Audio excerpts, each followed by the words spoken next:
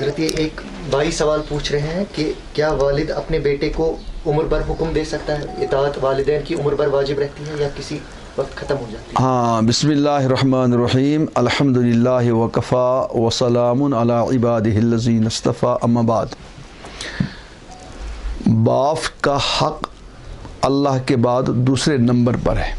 قرآن نے خود ہی بیان کیا، وَقَضَىٰ رَبُّكَ أَلَّا تَعْبُدُوا إِلَّا إِيَّاهُ وَبِالْوَالِدَيْنِ إِحْسَانًا۔ ایک تو اللہ کو تنہا مانو، اس کے بعد ہے والدین کے ساتھ حسن سلوک کرو، چونکہ والدین ہمیشہ والدین ہیں، چاہے بیٹا بوڑھا بھی ہو جائے تب بھی باپ کو باپ ہی کہیں گے اور بیٹے کو بیٹا ہی کہیں گے۔ تو اس لیے باپ جب بھی حکم دے گا بیٹے کو باپ کے حکم کی تعمیل لازمی ہے۔ صرف ایک شرط ہے، وہ کسی غلط، منکر یا خلاف شریعت چیز کا حکم نہ دے۔ جب تک باپ ہونے کی حیثیت سے شرعی تقاضے کے مطابق جائز حکم دے تو بیٹے کو ہر حال میں وہ حکم پورا کرنا لازم ہے، اور اس کی سعادت مندی بھی ہے اور شرعی تقاضا بھی ہے، شرعی حکم بھی ہے۔ حضرت ایک سوال ہے کہ جب قبر کی زیارت کریں تو سر کی جانب کھڑا ہونا چاہیے، پاؤں کی جانب؟ اس کے بارے میں تو اختیار ہے، اگر انسان زیارت و قبول کے لیے جا رہا ہے، سر کی طرف سے جائے یا پیر کی طرف سے جائے تو سب کچھ ہے۔ البتہ بہتر کیا ہے؟ ہمارے فقہا لکھتے ہیں بہتر ہے کہ پاؤں کی طرف جائے، قبلے کی سائڈ پاؤں کی طرف جائے۔ اس وقت چونکہ جب میت کو دفن کرتے ہیں تو اس کا منہ قبلے کی طرف کرتے ہیں، جب ہم پاؤں کی طرف جائیں گے تو پاؤں کی طرف اس کو دیکھنے میں سہولت ہوگی، اس لیے بہتر صورت ہے ہم پاؤں کی طرف جائیں گے۔ ایک تو یہ مسئلہ۔ دوسرا ہے، ہمارے فقہا لکھتے ہیں کہ جب کوئی میت کی زیارت کے لیے جائے گا تو جس طرح اس کے ساتھ دنیا میں رہتا تھا ایسے ہی مرنے کے بعد بھی جائے۔ مثلا اگر ادباً دور رہتا ہے تو وہاں بھی ادباً دور رہے، اگر ادباً محبت کی وجہ سے قریب رہتا ہے تو وہاں بھی قریب رہ جائے۔ تو جتنا تعلق زندگی میں اس کے ساتھ تھا اور جتنی موانست اس کے دنیا میں تھی، وہی صورتحال وہاں مرنے کے بعد بھی پیش کرے۔ مثلا بیٹا بہت قریب جاتا ہے تو بیٹے کو بہت قریب جانا چاہیے۔ استاد تھوڑا سا دور رہتا ہے، استاد شاگرد اس سے کیا رہے؟ دور رہے۔ مرشد اور مسترشد، پیر اور مرید، ان میں تھوڑا سا دنیا میں بھی فاصلہ رہتا ہے، اس لیے جب وہ زیادہ قبور کے لیے جائیں وہاں بھی تھوڑا سا فاصلہ ہی رہے گا۔ تو گویا جو سلوک دنیا میں ہوتا تھا، جو طریقہ، وہی مرنے کے بعد بھی ہونا چاہیے۔ حضرت ایک سوال ہے، کیا آنچار حلال ہے؟ اور شبہ اس لیے ہوا ہے کیونکہ اس کو بھی سٹور کر کے رکھتے ہیں شراب کی طرح، تو اس میں بھی ہوتا ہے، اس لیے ان کو شبہ ہوا ہے۔ یہ تو غلط عام، پتہ نہیں کشمیر میں کیسے مسئلہ پھیل گیا، آنچار حرام ہے، 40 دن میں رکھیں گے اس کو حرام ہے۔ بالکل نہیں۔ آنچار کبھی 10 سال بھر رکھو کوئی پریشانی نہیں، 2 سال رکھو کوئی پریشانی نہیں۔ وہ تو اس صورت میں ہے جب وہ بگڑ جائے اور اس میں نشہ پیدا ہو جائے، اس وقت تو حرام ہے۔ اس سے پہلے کوئی پریشانی کی بات نہیں ہے۔ آنچار رکھ لو تم 40 دن یا رکھو 100 دن، جب تک وہ ٹھیک ہے اس کے استعمال کرنے میں کوئی حرج کی بات نہیں۔ خام کیا اڑائی کس نے بات ہے؟ جی ایک سوال ہے، کیا چاندی کی انگوٹھی پہننا سنت ہے؟ چاندی کی انگوٹھی پہننا سنت ہے، لیکن سنت غیر مؤکدہ ہے۔ سنت غیر مؤکدہ کا مطلب ہے اگر کوئی پہنے گا ٹھیک ہے، اگر نہیں پہنے گا کوئی ناجائز کہنا، وہ غلط کام بھی وہ نہ کرا، جائز ہے۔ اسی کو ہم جائز کام کو ہم سنت غیر مؤکدہ کہتے ہیں، مؤکدہ نہیں کہتے۔ پہلے زمانے میں استعمال کرتے اس کو قاضی لوگ، کیونکہ ان کو مہر ڈالنی پڑتی تھی۔ تو اب تو ہر ایک استعمال کرتا ہے، حرج کی بات نہیں ہے، تو اس لیے ہم اس کو کہتے ہیں جائز ہے۔ اور سنت بمانے سنت غیر مؤکدہ، مؤکدہ نہیں۔ جی ایک سوال ہے کہ بدعت کی شرعی اصطلاح کیا ہے اور اس میں کون سے کام داخل ہے، اور بدعت حسنہ بھی کیا ہے؟ ہاں، یہ تو مسئلہ بڑا تفصیل طلب ہے، آپ کو مختصر جواب دے دو، لیکن میں جواب تھوڑا سا دے ہی دوں گا۔ بدعت کے ایک ہے لغوی معنی، ایک ہے اصطلاحی معنی۔ لغوی معنی ہر نئی چیز کو بدعت کہتے ہیں، ہر نئی چیز کو۔ اس کا مطلب ہر نئی چیز جب بدعت بنے گی تو آپ اور ہم بھی بدعت ہی ہے، کیوں؟ ہم بھی تو نہیں ہیں۔ یہ جو اللہ پہ یہ بھی بدعت ہے، اور دوسری چیزیں وہ بھی بدعت ہے۔ یہ تو لغوی معنی ہے۔ اور حدیث میں جو ممانعت آئی ہے کہ بدعت گمراہی ہے، اسے لغوی بدعت مراد نہیں، بلکہ اس سے مراد ہے اصطلاحی بدعت۔ میں آپ کو سمجھاؤں گا، تھوڑی سی تفصیل ہے، تو بڑا لمبا موضوع ہے، میں سمجھاؤں گا۔ بدعت کہتے ہیں وہ دین کا وہ کام دین کا وہ کام کہ قرون مشہود لہا بالخیر میں اس کا تقاضا تھا، اسباب بھی تھے اور مانع نہ تھا، اس کے بعد اگر وجود میں تو وہ بدعت ہے۔ تین چیزیں میں بتائیں، قرون مشہود لہا بالخیر۔ قرون مشہود لہا بالخیر کہتے ہیں وہ تین زمانے جن کے خیر ہونے کی حضور نے خبر دی ہے، خیر القرون قرنی ثم الذین یلون ثم الذین یلون، حضور علیہ السلام کا زمانہ، صحابہ کا زمانہ اور تابعین وغیرہ کا زمانہ، اس کو کہتے ہیں قرون مشہود لہا بالخیر، وہ زمانہ جس کے خیر کی اللہ کے نبی پاک نے خبر دی، شہادت دی۔ ان تین زمانوں میں اگر کوئی دینی کام اس کا تقاضا تھا، یعنی ہونا چاہیے تھا، تقاضا تو ہونا چاہیے تھا اور اسباب بھی تھے، یعنی اگر کرنا چاہتے کر سکتے تھے، مانع نہیں تھا، یعنی کوئی روک تھام نہیں تھی اس کی، اس کے بعد بھی اگر نہیں ہوا، وہ بعد میں ہوا، اس کو کہیں گے بدعت، اس کو کہیں گے بدعت۔ اس کا مطلب اگر ان تین چیزوں میں کوئی چیز چھوٹ جائے اس کو ہم بدعت نہیں کہیں گے۔ مثال کے طور پر ہم کہتے ہیں ہوائی جہاز سے اڑنا، تیز سواری، اس کو ہم بدعت نہیں کہیں گے، کیونکہ تقاضا تو اس زمانے میں تھا، ہر ایک کو تمنا تھی اڑیں تیز چلیں گے، لیکن اسباب نہیں تھے۔ تقاضا تو تھا لیکن اسباب نہیں تھے، اس لیے ہوائی جہاز وغیرہ کو ہم بدعت نہیں کہیں گے۔ یہ بجلی چاہتا تھا اس زمانے میں انسان اچھی لائٹ ہو، لیکن اسباب نہیں تھے، بجلی نہیں تھی، تو اس لیے اس کو بھی ہم بدعت نہیں کہیں گے۔ تو کچھ لوگ کہ یہ بدعت ہے، یہ بدعت اصطلاحی شرعی بدعت نہیں ہے، کیونکہ اس زمانے میں اس کا تقاضا اگر تھا لیکن اس کے اسباب نہیں تھے۔ دوسری چیز، اسباب تو تھے، تقاضا نہیں تھا۔ مثلا قرآن شریف آپ کا ہے، قرآن شریف آپ جو پڑھ رہے ہیں اس میں اعراب ہے، زبر ہے، زیر ہے، پیش ہے، وقف ہے، وغیرہ وغیرہ ہے۔ حضور علیہ السلام کے زمانے میں بالکل نہیں تھا، اور اس زمانے میں تقاضا بھی نہیں تھا۔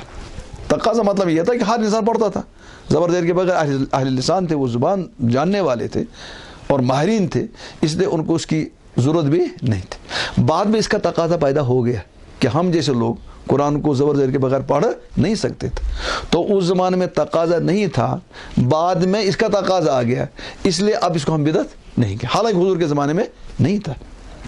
تیسری چیز، اسباب بھی ہیں، تقاضا بھی ہے، لیکن مانع تھا۔ مثلا آج ہم رمضان کے میں تراویح پڑھتے ہیں اور 20 رکعت تراویح پڑھتے ہیں، جماعت کے ساتھ پڑھتے ہیں۔ نبی پاک صلی اللہ علیہ وسلم کے زمانے میں 3 دن ہی جماعت کے ساتھ نماز ہوئی۔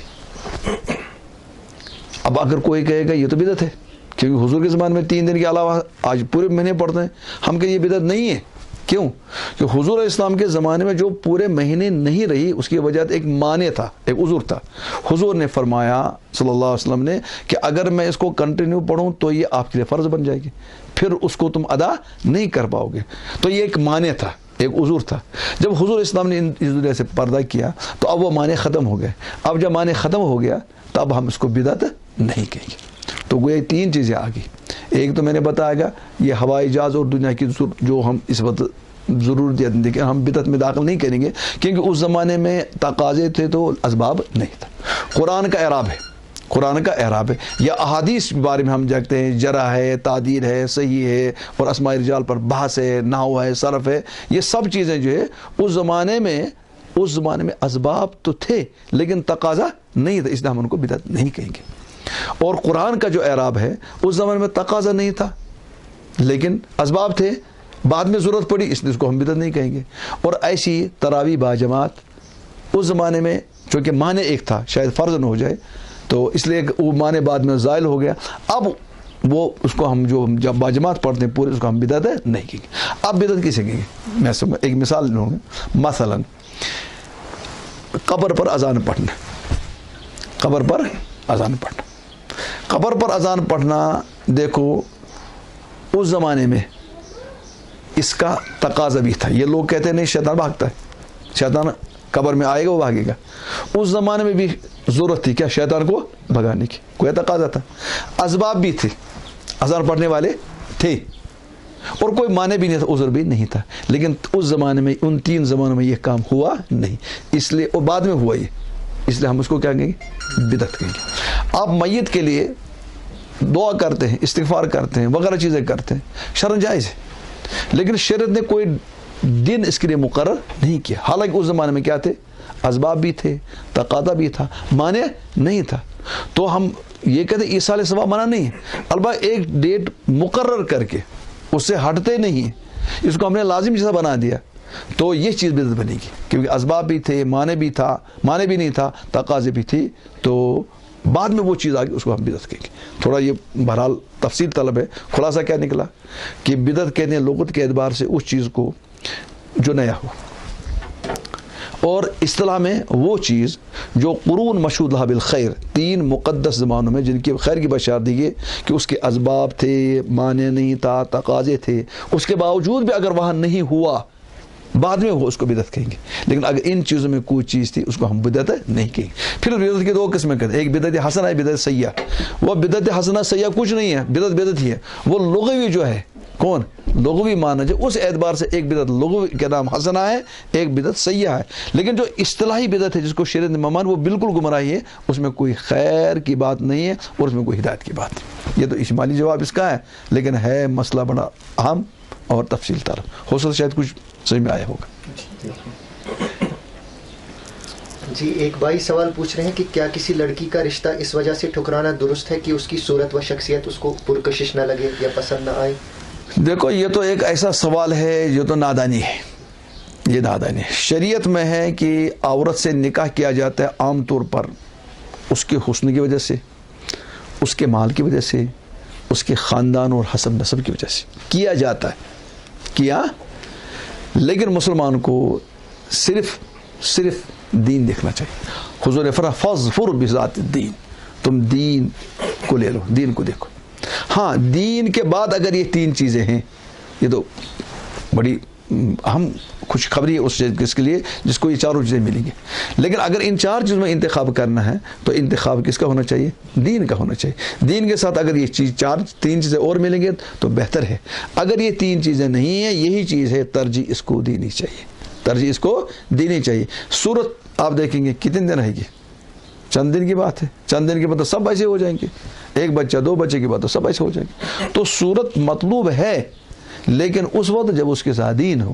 اگر صرف صورت ہے, دین اور باقی چیزیں نہیں ہیں, تو قطعاً صورت والے اس عورت کو جس کے پاس شکل صورت زیادہ نہیں ہے لیکن اس کے بعد دین ہے, اس کو نہیں ٹھکرانا چاہیے. حدیث میں آیا ہے, حضور اسلام نے فرمایا, ارے جب تمہارے پاس نکاح کے پیغام آئے ان لوگوں کے جن کے دین کو تم پسند کرو تو فوراً نکاح کرو. اگر نہیں کہو گے دنیا میں بڑے بڑے فساد اور فتنے کھڑے ہو جاؤں گے, پھر ان کی روک تھام نہیں کر پاؤ گے. تو اس لیے ترجیح ہمیں دین کو دینی ہے. شکل صورت تو دوسرے نمبر کی ہے, اگر اس کے ساتھ شکل صورت مل تو بہت اچھی بات ہے. جی, یہ پوچھ رہے ہیں کہ کیا اس وجہ پہ رشتہ ٹھکرانا درست ہے کہ اس کے گھر والے سود میں مبتلا ہے؟ ہاں, یہ تو مسئلہ ہے کہ ماں باپ یا باپ اس کا سود میں ملوث ہے. ہم یہاں بھی فیصلہ کریں گے کہ باپ کرتا ہے غلط, بیٹی اس میں ملوث نہیں ہے, تو بیٹی کی وجہ سے یا باپ کی وجہ سے بیٹی کا رشتہ ٹھکرانا جائز نہیں ہے. اگر لڑکی دیندار ہے اور لڑکی کے بارے میں امید ہے کہ آپ کے نکاح میں آئے گی, وہ وہاں دین پر چلے گی, تو اس وجہ سے اس کا رشتہ ٹھکرانا نہیں چاہیے. آپ کو تو زیادہ سے زیادہ مسئلہ ہے کہ مجھے وہاں پڑے گا, کھانا پڑے گا, یہ کرے گا, وہ کرے گا, جہیز دینا پڑے گا. آپ یہ نیت کہ میں ادھر سے دوں گا ادھر سے نہیں لوں گا, جب آپ یہ نیت کریں گے تو کیا مسئلہ, سمجھ سے ٹھیک ہو جائیں گے. تو بچے کی کوئی خطا نہیں, بچے کو نہیں ٹھکرائیں گے آپس میں. بچے کی کیا خطا ہے, کیا غلطی ہے؟ کبھی ہو سکتا ہے باپ غلط ہوگا, تو باپ کی وجہ سے بیٹی کو سزا نہیں دی جا سکتی. اور اس بارے میں تو ذمہ دار بیٹی نہیں ہے نا, بیٹی کو کیا پریشانی ہے؟ باپ نے غلط اگر روزی نہ استعمال کیا ہے, اس کے لیے دعا کہ اللہ اس کو بھی ہدایت دے دے, وہ حرام چیز کو چھوڑ دے, حلال چیز میں آ جائے. بیٹی کو سزا نہ دے دو. جی, ایک سوال ہے, کیا غیر مسلم اگر ذبح کرے جانور وہ حلال ہے اگر وہ تکبیر پڑھ لے؟ اگر وہ 1,24,000 مرتبہ پڑھے گا تب بھی وہ حلال نہیں ہوگا. قرآن نے کہا ہے کہ کافر جو ہے اس کے دل ہی میں جب ایمان نہیں ہے تو اس کے لیے بسم اللہ پڑھنے سے کوئی فائدہ نہیں. اس کے برعکس اگر مسلمان ذبح کرے گا اور وہ بھول گیا بسم اللہ پڑھنا, وہ حلال ہے, کیونکہ اس کے دل میں اللہ کا نام. کافر اگر کتنا بھی پڑھے تب بھی وہ حرام, مسلمان اگر بھول جائے تب بھی اس کا کیا حلال ہے, کیونکہ اس کے دل میں ایمان. قرآن نے صاف منع کیا, کافر کے ذبح نہیں کر سکتے. جی ایک سوال ہے کہ عقیقہ کس دن کیا جائے گا؟ عقیقہ کے بارے میں تو یاد رکھو جس دن بچہ پیدا ہوا اس سے ایک دن پہلے، ایک دن پہلے. مثلا اگر وہ جمعے کو پیدا ہوا تو جمعرات کو، اگر جمعرات کو ہو تو بدھ کو، ایک دن. اس کو ہم کہیں گے 7ویں تاریخ کو. 7ویں تاریخ کو تو ٹھیک کیا، اگر نہیں تو 7 کا پہاڑا پڑھو، اس کو پہلے پہاڑا اب کہنا ٹیبل 7 14 21 28 وغیرہ. تو جتنی جلدی ہو سکے اس کا عقیقہ کرنا چاہیے. فارمولہ اس کے لیے یہ جس دن پیدا ہوا اس سے ایک دن پہلے، اگر جمعے کو ہوا تو جمعرات کو، اور جتنا جلدی ہو جائے عقیقہ کر. عقیقہ کیا مطلب ہے؟ اس کے بال منڈوانے، جانور ذبح کرنا ہے. اور جانور ذبح کرنا یہ اس کا جان کا فدیہ ہے. جتنا جان کا فدیہ آپ جلدی دیں گے اتنا ہی مصائب اور پریشانی سے بچ جائے گا. اور ایسے ہی بال جب مڑاؤ گے تو بال لے کر آئے، اس میں تو بڑی بیماریاں ساتھ ہیں. جتنی جلدی ہو سکے اس بیماری کو دور کرو. اس کی نیت کیسے پڑھی جائے؟ اس کی نیت پڑھی جائے گی وہی قربانی کی نیت. انی وجہت وجہ للذی فطر السماوات والارض حنیف. وہ آیت اگر وہ یاد نہیں ہے تو بس بسم اللہ اللہ اکبر ذبح کرو، نیت میں رکھو اے اللہ اس جانور کو میں اس کے بدلے میں دیتا ہوں. حدیث میں آ گیا، حدیث کے الفاظ جو ہیں وہ ہوتا ہے کہ اس کا خون اس کے بدلے میں، اس کا گوشت اس کے بدلے میں، اس کی ہڈی اس کے بدلے میں. تو ہم کہیں گے اس کی جان اس کے بدلے میں. بس یہ آپ نیت کریں گے دل میں. نیت دل کے ارادے کا نام. ہاں جی یہ پوچھ رہے ہیں کیا ایک ہی جانور کر سکتے ہیں اگر کئی اولادیں پیدا ہیں؟ ہاں ایک بڑا جانور جو قربانی میں 7 جس کے حصے ہوتے ہیں وہ 7 لڑکیوں کی طرف سے ادا ہو جائے گا. اور اگر لڑکے ہیں تو 3 لڑکے اور 1 لڑکی ہیں، کیونکہ ایک لڑکے کے بدلے میں 2 حصے رکھنے پڑیں گے. اور عقیقے میں ویسے بھی چھوٹے جانور لڑکے کے لیے 2 اور لڑکی کے لیے 1 ہے. تو جب بڑا جانور ہوگا تو لڑکی کے 7 لڑکیوں کا ادا ہو جائے گا 1 حصہ. اگر لڑکے ہیں تو 3 لڑکے ان کے ہوں گے 2 ہو گئے 6 حصے، اور 1 لڑکی اس میں ادا ہو جائے گی. جائز ہے بڑے جانور میں. جی ایک سوال ہے کہ عام طور پہ حدیث کہی جاتی ہے کہ جو شخص رمضان کی خبر سب سے پہلے کسی کو دے وہ دوزخ میں نہیں جائے گا. اگر ایسی دوزخ سے بچنا آسان ہوتا بیٹا پھر تو سب بچ جاتے. یہ تو جھوٹ ہے، کسی نے اتنا جھوٹ پھیلایا اور تعجب کے بعد اس کو حدیث کہہ کر پیش کرتا ہے. حدیث میں حضور اسلام نے فرمایا جو میری طرف کسی جھوٹ بات کو منسوب کہہ کے وہ اپنا ٹھکانہ بنائے گا جہنم. عجیب بات. حضور نے فرمایا جو میری طرف غلط بات پیش کرے گا لوگوں کے سامنے، حالانکہ میں نے بات وہ نہیں کہی ہے، فَلْيَتَبَوَّأْ مَقْعَدَهُ مِنَّا، وہ اپنا ٹھکانہ جہنم ہے. یہ تو جھوٹی بات ہے، الٹا جہنم سے بچنے جا رہا ہے، لیکن اپنا ٹھکانہ کہاں بارہ. قطعاً یہ جھوٹ ہے، غلط ہے. جی ایک سوال ہے سوموار اور جمعرات کو جو روزہ رکھنا سنت ہے کیا یہ انہی دنوں رکھنا ہے کہ اس کے ساتھ دوسرا روزہ ساتھ میں لانا ہے؟ سوموار اور جمعرات کو جمعہ نہیں، الگ بھی رکھ سکتے ہیں. صرف ایک بارے میں جمعے کے بارے میں آیا ہے، جمعے کے بارے میں آیا ہے کہ جمعے کو روزہ رکھنا ہے تو بہتر ہے اس کے ساتھ جمعرات رکھ لو یا سنیچر رکھ لو، خالی جمعہ رکھنا رکھو. لیکن وہ بھی ہمارے اس وقت جب وہ تخصیص کا مادہ بھائی تخصیص وہ سمجھے کہ اس کے علاوہ جائز نہیں ہے. اگر وہ تخصیص کا مادہ نہیں ہے تو جمعے کو بھی ہمارے یہاں جائز، کوئی پریشانی کی بات نہیں. ایک سوال ہے پینٹ فولڈ کر سکتے ہیں؟ ہاں پینٹ تو پہلے ایسے پینٹ تو پہننی نہیں چاہیے جس کی فولڈ کی ضرورت پڑے، اوپر ہی رکھو. اگر وہ اتنا لمبا سلوایا ہے تو کم از کم اتنی دیر تو وہ گناہ سے بچ جائے گا، گناہ سے. اور یہ تو اتنی سخت وعید ہے، حضور نے فرمایا ما اسفل من الازار فی النار، جو ٹخنوں سے نیچے ہے وہ کس میں؟ جہنم سے. کم از کم اتنی دیر تو کم بچ جائے گی، اسے گناہ سے بچائے، اس کا فولڈ کرنا چاہیے. جی یہ پوچھ رہے ہیں کہ اولاد جب پیدا ہو تو والدین کی ذمہ داریاں کیا ہوتی ہیں؟ والدین کی ذمہ داری سب سے پہلی ہے کہ جب وہ پیدا ہو جائے گا اس کو اذان دلوائے فوراً. ایک اذان کان میں اذان، دوسرے میں تکبیر، اس کے بعد تہنیک، اس کے بعد جو ہے عقیقہ، جو ابھی میں نے بتایا عقیقہ، اچھا نام. اور جو ہی بڑھتا رہے گا تو اس کی وہ دینی تربیت شروع کرے. مثلا سب سے پہلے اس کی زبان پر کلمہ جاری ہونا چاہیے. اور باپ سب سے بڑا رزق حلال کھائے، ماں رزق حلال، اس کا اثر بچے پر پڑتا ہے. پوری دینی تربیت شروع سے لے کر آخر تک وہ علماء سے پوچھتے رہے کیسے تربیت ہو جائے گی، لمبا مسئلہ. جی تہنیک کی تھوڑی وجہ. تہنیک کا مطلب ہے جب بچہ پیدا ہو جائے دودھ پلانے سے پہلے اس کسی بزرگ کو بلاؤ، دیندار کو بلاؤ، نماز کی پابندی کو بلاؤ، جو پابندی کرتا ہو وہ کوئی میٹھی چیز منہ میں لے، کھجور ہے یا اور کچھ، اس کو چبائے گا. پھر اس میٹھے اس کا نام جو اس نے چبایا اس کا تھوک لے لے اور اس تھوک کو بچے کے تالو پر لگا لے. وہ تھوڑا اس کا وہ نیچے اتارے گا، جب اس کا گھونٹ اتارے گا تو سب سے پہلے میٹھی چیز اس کے اندر گئی. اور ایک نیک آدمی کی کا جھوٹا اندر چلا گیا، اللہ اس کی اس میں کیا کرے گا، کیا نام، صحت تو بنے گی انشاءاللہ، دینداری پیدا ہوگی۔ صحابہ کے دور میں جب بچے پیدا ہوتے تھے، بخاری میں کہ صحابہ کو لاتے تھے بچوں کو حضور اسلام کے پاس، حضور ان کی تحنیک فرمایا کرتے تھے۔ یہاں بھول گئے اس تحنیک کو زندہ کرنے کی ضرورت ہے۔ قرآن کو چھونے کے لیے کیا شرائط ہے؟ قرآن کو چھونے کے لیے آپ مجھ سے اگر پوچھیں گے، میں کیسا کہتا ہوں اس کے بارے میں، آج کے زمانے میں ایک مسلمان کو ڈرائی کلین کے پاس بھیجنا چاہیے، وہاں دھو کر آئے گا جب اس کو چھو لے وہ، کیوں؟ قرآن نور ہے۔ قرآن یہ میں اس لیے کہہ رہا ہوں، آج لوگ کہہ رہے ہیں بھائی وضو بھی ضروری نہیں، آج لوگ کہتے ہیں وضو بھی، تو بہت بری بات ہے، وضو بھی ضروری نہیں ہے۔ میں کہتا ہوں ان کو الٹ، میں کہتا ہوں تم کہتے ہو وضو ضروری نہیں ہے، میں کہتا ہوں ڈرائی کلین بھیجو، وہاں سے دھل کے آئیں گے، اس کے بعد قرآن کو چھوئیں گے۔ وجہ قرآن خدا کی کتاب ہے، اس میں عظمت ہے۔ اب دیکھو قرآن پہ کیوں جا رہے ہیں، ذرا دیکھ لو اس کو۔ حضرت سیدنا امام بخاری رحمۃ اللہ نے بخاری لکھی 16 سال میں بخاری لکھی ہے، لیکن حضرت امام بخاری ہر حدیث لکھنے سے پہلے غسل کرتے تھے، 2 رکعت نماز پڑھتے تھے اور دعا کرتے تھے، اس لیے وہ بخاری شریف اتنی اللہ کی مقبول ہو گئی۔ اب بخاری شریف کے لیے حدیث لکھنے کے لیے وہ کیا کر رہے ہیں، غسل کر رہے ہیں، اس کو ہاتھ لگانے کے لیے غسل کر رہے ہیں۔ ہمارا نوجوان آج پوچھتا ہے کہ قرآن چھونے کے لیے کیا وضو ضروری ہے بھی یا نہیں، اس لیے میں رد عمل میں کیا کہتا ہوں، تم کہتے ہو وضو ہی نہیں، بل کیا کرو، قرآن مطالعہ کی کتاب نہیں ہے، قرآن پڑھنے کی کتاب، قرآن تو ہدایت کی کتاب ہے۔ ہدایت اس وقت بنے گی جب نورانی کتاب کے لیے آپ خود بانور با ادب بن جائیں گے۔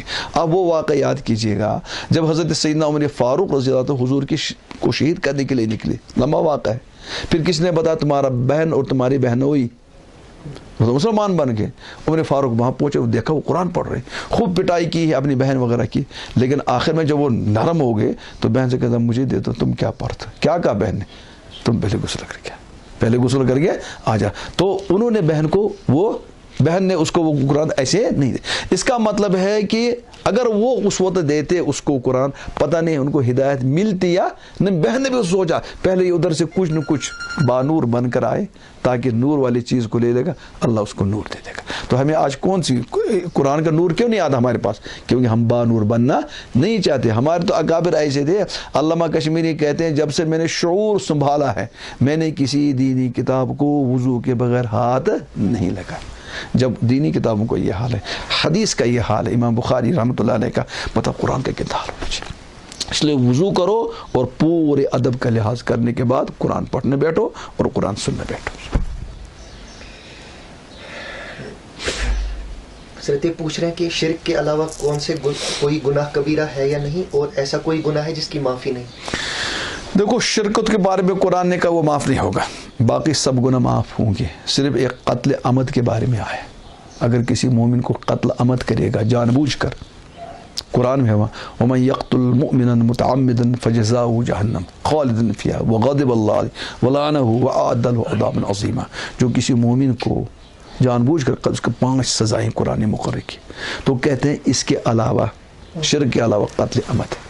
لیکن جمہور علماء کہتے ہیں اگر اس کو بھی واقعی توبہ آ گئی، مکمل توبہ کی، یہ بھی انشاءاللہ امید ہے کہ اللہ اس کو معاف کریں گے، تو بچے گی ایک ہی چیز، وہ کون سے ہے؟ شرک۔ ان اللہ لا یغفر ان یشرک بہ ویغفر ما دون ذلک لمن یشاء۔ اللہ شرک کو تو معاف نہیں کرے گا، شرک کے علاوہ انشاءاللہ جب توبہ کرے گا اور اللہ کی مشیت ہوگی وہ معاف نہیں ہوگا۔ باقی حقوق العباد وہ اس میں داخل، حقوق العباد الگ ہے، وہ تو بہرحال اللہ بھی معاف نہیں کریں گے جب تک وہ بندہ خود معاف نہیں کرے گا۔ یہ تو اللہ کے حقوق میں صرف کون سا؟ شرک کے علاوہ اگر چاہے اللہ باقی گناہوں کو معاف کر سکتے۔ جی ایک بھائی پوچھ رہے ہیں کہ تیز حافظے کے لیے کوئی دعا بتائیں۔ تیز حافظے کے لیے تو بہتر ہے سورہ الم نشرح لک پڑھے، 7 مرتبہ صبح اور 7 مرتبہ شام۔ اس میں تو ہے الم نشرح لک صدرک، صدر دل کھل جائے گا انشاءاللہ، اللہ قوت حافظ عطا کرے گا۔ جی یہ سوال ہے کہ استنجا وضو کا حصہ ہے یا نہیں؟ استنجا تو کشمیر میں ہے وضو کا حصہ، پوری دنیا میں کہیں نہیں۔ وضو میں 4 ہی فرض ہیں۔ طہارت اس وقت کریں گے جب کوئی نجاست لگی ہوئی ہو، اگر نجاست لگی ہوئی نہیں ہے تو طہارت کی ضرورت نہیں ہے، بلکہ علماء کہتے ہیں بدعت ہے۔ طہارت نہیں ہے، وہ نجاست نہیں ہے تو کیوں کریں گے؟ ایک آدمی نے خون نکلا، خون کی وجہ سے اس کا وضو ٹوٹ گیا، تو اب وہ جو وضو کرے گا شروع، اس کو طہارت کی ضرورت نہیں ہے کیونکہ وہاں نجاست ہے نہیں، صرف ہاتھ سے شروع کرے گا، کلی سے شروع کرے گا۔ آدمی سو گیا، سونے سے وضو ٹوٹ جاتا ہے، لیکن جب وہ شروع کرے گا وضو تو ہاتھ دھونے سے طہارت کرنے کی ضرورت۔ طہارت اسی وقت ہے جب نجاست لگی ہوئی ہو، اور طہارت کے بارے میں اور ایک مسئلہ بتایا کروں گا. اگر پیشاب کیا چھوٹا تو اسی کو دھوئیں گے, دونوں جگہ دھونے کی ضرورت ہے. ہاں اگر بڑا پیشاب کو دونوں جگہ دھوئیں گے. غرض نجاست ہے تو استنجا کریں گے, نجاست نہیں ہے تو استنجا کی ضرورت نہیں. جی ایک صاحب پوچھ رہے ہیں کہ وضو میں بازو 3 دفعہ دھونے ہوتے ہیں, ہاں, اور اگر یہ اس کے بجائے نلکے کے نیچے بازو رکھ لے ہاں, اور پوری طرح وہ دھل جائے تو کیا یہ کافی ہے؟ ہاں اگر یوں کریں گے, دیکھو نلکے کے نیچے تھا, اب یوں کریں گے. پانی لینے کا طریقہ یوں ہے, یوں کریں گے. آپ نے ہٹا دیا ایک مرتبہ, پھر 2, پھر 3, وہاں بھی تو 30 مرتبہ ہو جائے. ہاں اگر ایک مرتبہ کیا فرض ادا ہو جائے گا, لیکن سنت ہے ایک مرتبہ کرو, ہٹاؤ, پھر دوسری مرتبہ اس کے نیچے لاؤ, پھر تیسری مرتبہ اس کے نیچے لاؤ. جی ایک سوال ہے کہ وضو میں چہرہ جو دھونا فرض ہے, تو اگر کسی کی داڑھی ہے تو اس کو کھال تک پانی پہنچانا ضروری ہے؟ مسئلہ ہے کہ چہرہ دھونا فرض ہے, اور کہاں سے ہے؟ جہاں سے بال اگتے ہیں ٹھوڑے کے نیچے تک, ایک کان کے لو سے دوسرے کان کے لو تک, یہاں تک. اور یہ ضروری دور, یہاں تک سب سے زیادہ غفلت یہاں ہوتی ہے, یہاں پانی نہیں پہنچتا.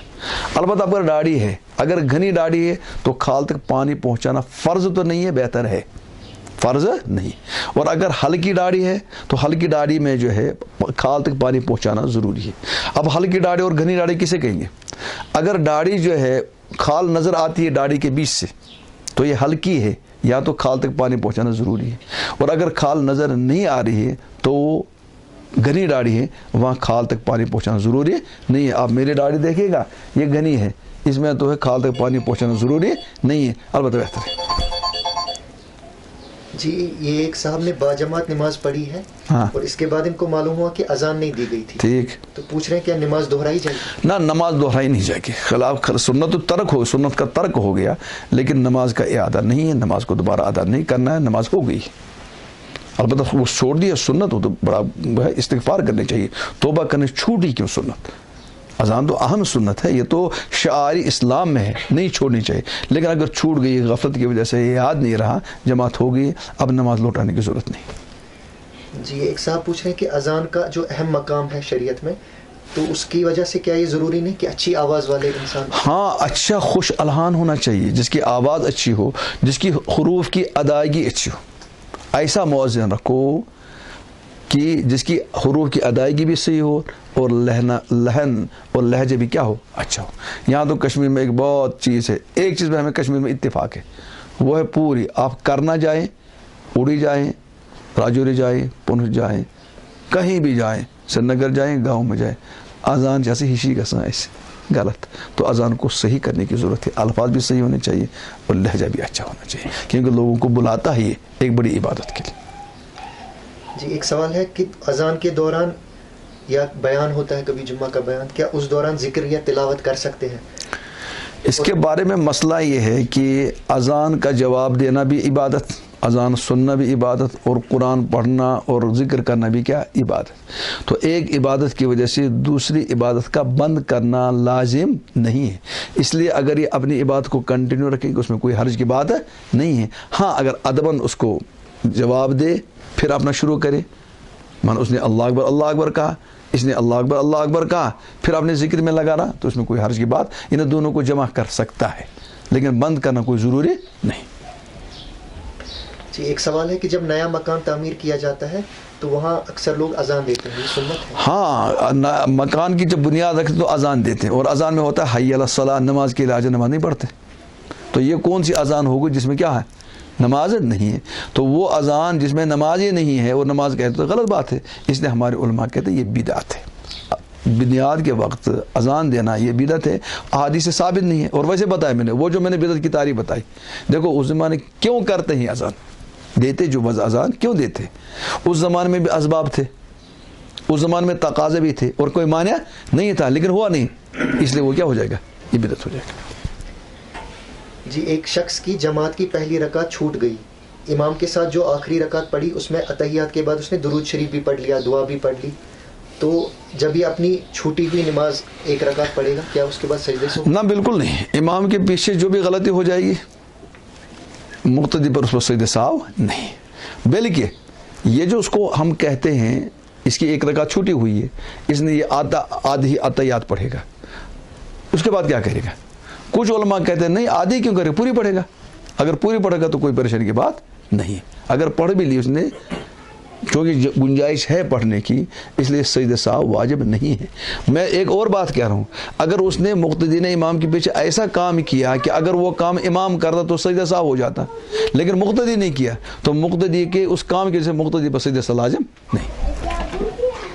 ایک سوال ہے کہ نماز کے ارکان میں نظر کہاں رکھیں؟ نماز کے ارکان میں تو ہمارے علماء کہتے ہیں سکون جہاں ہو جائے وہ بہتر ہے۔ مثلا آپ کھڑے رہیں تو سکون ہے، آپ جب سجدے کی جگہ نگاہ رکھیں، اور جب سجدے میں جائیں تو پیروں پر رکھیں، جب نہیں رکوع میں تو پیروں پر رکھیں، اور جب سجدے میں تو ناک کی طرف دیکھیں، اور جب اتحیات میں ہو تو اپنی گود کی طرف دیکھیں۔ اس میں سکون اور اطمینان رہتا ہے، توجہ ادھر ادھر نہیں جاتی۔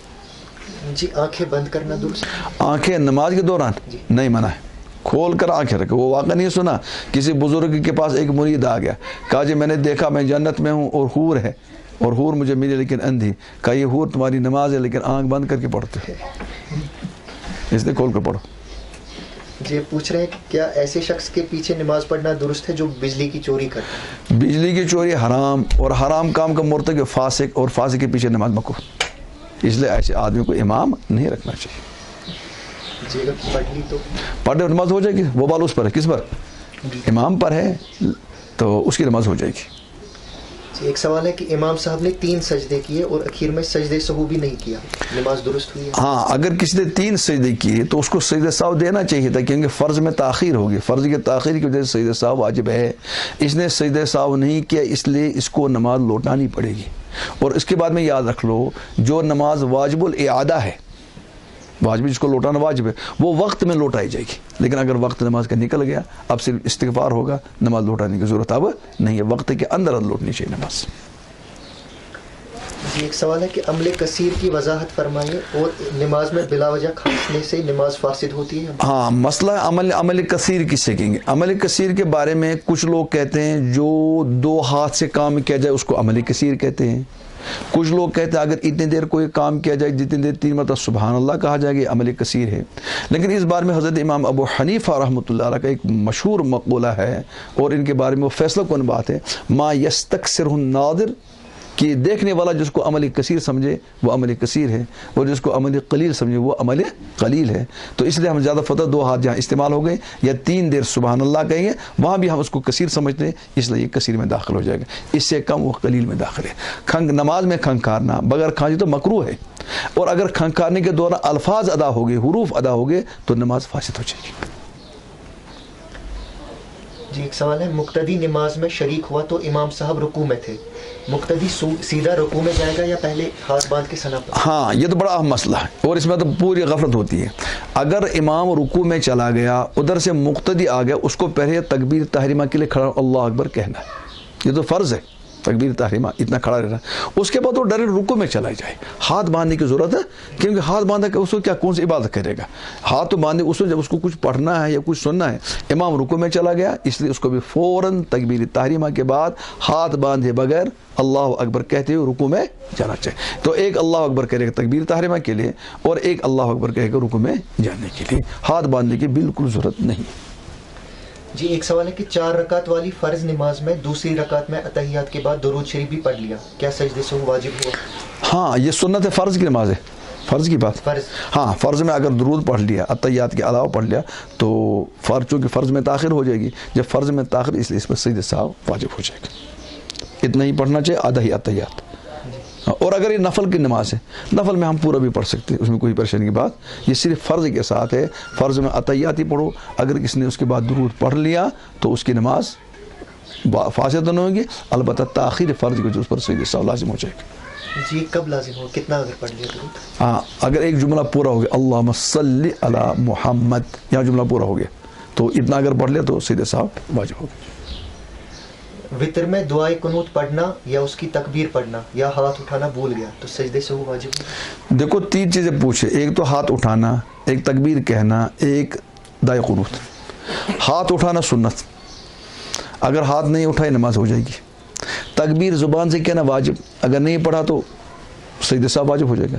ایسے دعائے قنوت پڑھنا بھی واجب، اگر نہیں پڑھا تو سجدہ سہو واجب ہو گیا۔